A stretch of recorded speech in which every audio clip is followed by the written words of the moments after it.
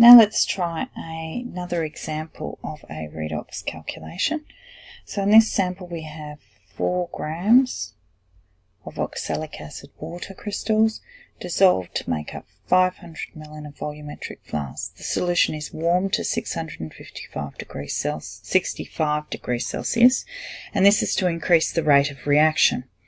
And a 20 ml aliquot aliquot of the diluted solution required 18.24 ml of potassium permanganate solution for complete reaction. Determine the concentration of potassium permanganate solution. So the first thing we're going to do is draw a diagram. So in our diagram, here is our volumetric flask, and it's a 500 ml volumetric flask. And here is our oxalic acid, which is 4 grams of H2C2O4.2 water. Now when it's put in there and it's dissolving, this will actually do this.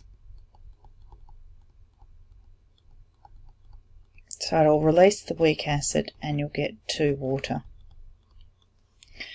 So that means that whatever moles you get here will be the same number of moles as of oxalic acid. Now we take a 20 ml sample of oxalic acid and we titrate it against acidified potassium permanganate,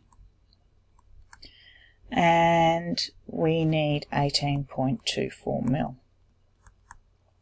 Now the first thing we're going to have to do is write an equation. So we're going to go to our data sheet to pull the information. So we know that potassium permanganate plus 8 hydrogen ions plus 5 electrons gives us manganese ions plus 4 water. Now the oxalic acid is undergoing oxidation, so H2C2O4 will go to CO2 plus 2 hydrogen ions plus 2 electrons. Now this one here has 5 electrons, this one here has 2 electrons, so we're going to have to multiply this one by 5 and multiply this one by 2. So this will be 2, 16, 10, 2 and 8, and this one will be 5, 5, 10 and 10. Now we can add it together.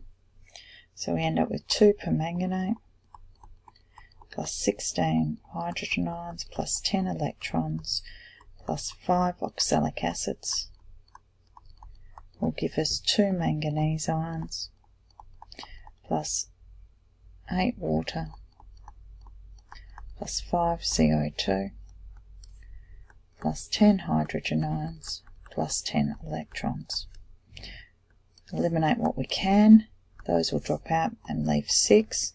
So put in your state symbols: 2 permanganates plus 6 hydrogen ions plus 5 oxalic acids will give 2 manganese ions plus 8 water plus 5 CO2 gas. Okay, now that we're starting. Now oxalic acid is a perfect primary standard. It has a known formula which is of high molecular mass and it's available in a very pure form.